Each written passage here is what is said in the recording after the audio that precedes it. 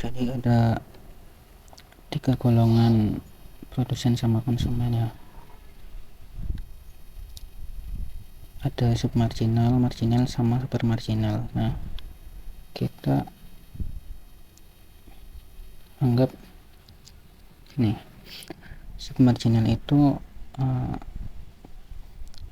kalau di produsen ya, berarti produsen yang mempunyai kemampuan memproduksi, biayanya itu lebih besar dari harga pasar gitu. Jadi kita anggap biaya produksi itu average cost, jadi AC nya itu lebih besar dari P. Terus kalau produsen marginal itu AC average cost itu sama dengan price pasar gitu. Terus kalau produsen super marginal itu AC lebih kecil dari P. Kenapa lebih kecil? Jadi nanti produsen super marginal ini bakal mendapatkan keuntungan dari penjualan produksinya gitu. Nah, sedangkan kalau konsumen, dari sisi konsumen itu konsumen submarginal artinya konsumen yang tidak mempunyai daya beli. Jadi uangnya itu enggak cukup buat membeli barang gitu. Kita anggap kemampuan daya beli itu sebagai M, money gitu. Nah, jadi M nya itu lebih kecil dari price. Kalau konsumen marginal berarti M sama dengan price. Terus konsumen super marginal berarti M lebih besar dari P. Nah, jadi konsumen super marginal itu bisa membeli barang terus uangnya sisa gitu. Jadi bakal mendapatkan surplus nantinya. Nah, kita masuk yang ini, surplus produsen dan konsumen. Nah, sebenarnya ya sama aja. Surplus produsen itu didapatkan oleh produsen super marginal, dan kalau surplus konsumen didapatkan oleh konsumen super marginal. Nah, kita masuk di kurvanya. Oke. Jadi ini ada kurva keseimbangan pasar ya. Nah, kalau konsumen, kita mulai dari sisi konsumen dulu. Konsumen itu kan diibaratkan sebagai demand gitu, atau permintaan pasar gitu. Nah, kumpulan-kumpulan dari permintaan atau individu, permintaan dari individu, yaitu ya digambarkan oleh kurva keseimbangan pasar ini.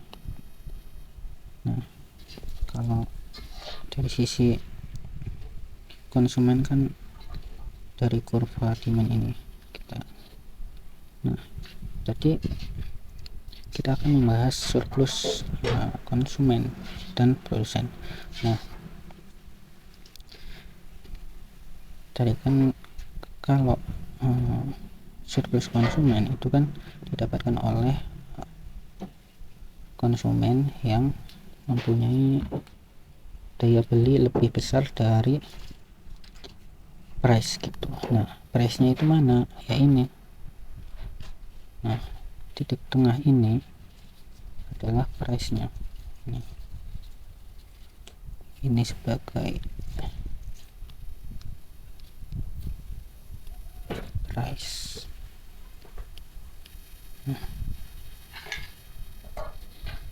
Jadi mana konsumen yang mempunyai daya beli lebih besar dari harganya itu, alias mempunyai uang lebih besar daripada price nya gitu. price barang gitu. Nah ya udah, ini berarti yang bagian sini.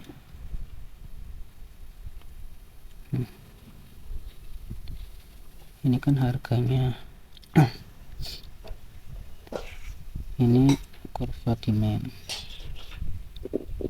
Nah berarti konsumen yang mempunyai atau konsumen super marginal itu ada di sepanjang sini, sepanjang kurva ini. Nah oleh karena itu banyaknya surplus konsumen itu adalah segitiga ini,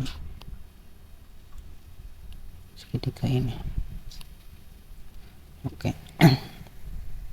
Nah selanjutnya surplus produsen. Nah surplus produsen itu apa? Jadi surplus produsen itu didapat oleh produsen-produsen yang mampu memproduksi barang dengan biaya lebih kecil daripada harga pasar gitu. Jadi tadi kalau sesuai definisi ini, kalau demand money-nya lebih besar daripada P. Kalau ini AC lebih kecil dari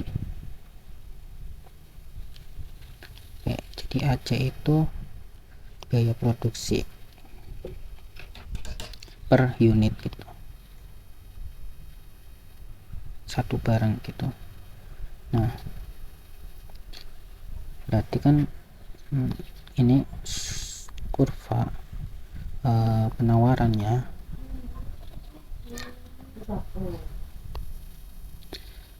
berarti produsen yang mampu memproduksi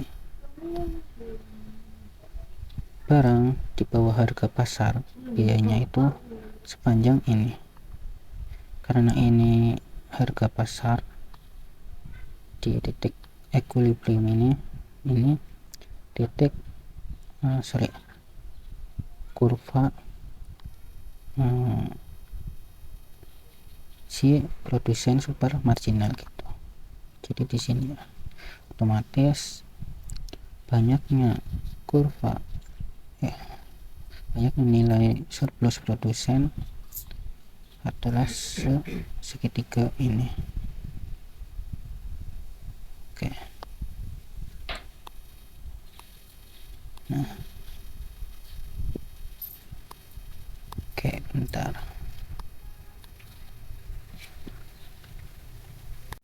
Bagaimana jika pemerintah ikut campur dalam perekonomian gitu, dalam pasar? Nah jadi kan ini adalah keseimbangan awal, dimana ini adalah titik equilibrium pertama, atau P di sini adalah P equilibrium. Nah, maka ini adalah segitiga surplus konsumen. Ini surplus konsumen, ini surplus produsen. Nah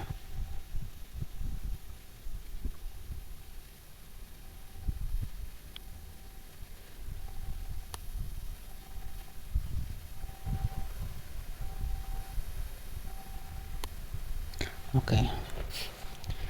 Terus pemerintah ikut campur dengan menerapkan harga eceran terendah atau floor price itu sebesar ini. Apa yang akan terjadi? Maka keseimbangan akan berubah, atau sudah enggak terjadi keseimbangan lagi. Jadi ini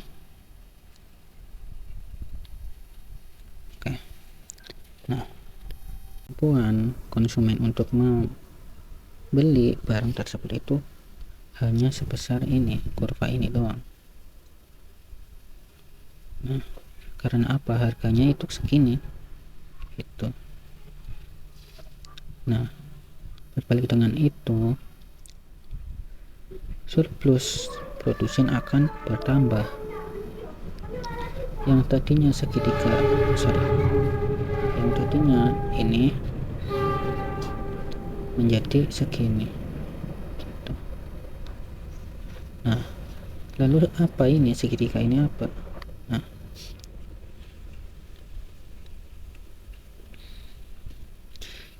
ini adalah kesejahteraan yang hilang atau dead weight loss gitu, atau DWL. Jadi ini yang tadinya merupakan surplus maka menjadi hilang gitu, nggak dimilikin siapa-siapa, nggak dimilikin produsen, terus nggak dimilikin konsumen juga. Gitu. Jadi dampak adanya campur tangan pemerintah ke perekonomian itu yaitu menimbulkan yang namanya dead weight loss gitu, atau ada kesejahteraan yang hilang dari produsen dan konsumen. Tapi tergantung juga ini apa, campur tangannya itu dalam bentuk apa. Nah, kan misal floor price itu contohnya itu UMR atau ya UMR lah. Nah, upah minimum regional ini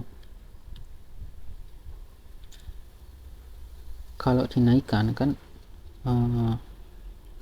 karyawan-karyawan buruh-buruh itu kan akan lebih sejahtera ketika gajinya naik. Namun di sisi lain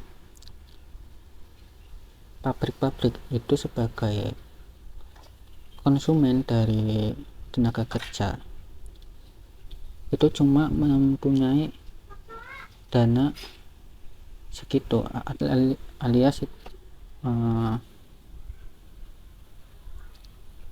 dananya itu kurang. Jadi ketika pemerintah menaikkan upah minimum regional, ya otomatis akan menimbulkan yang namanya pengangguran baru gitu, karena uangnya nggak cukup, uang modalnya gitu. Oke, sekian, terima kasih.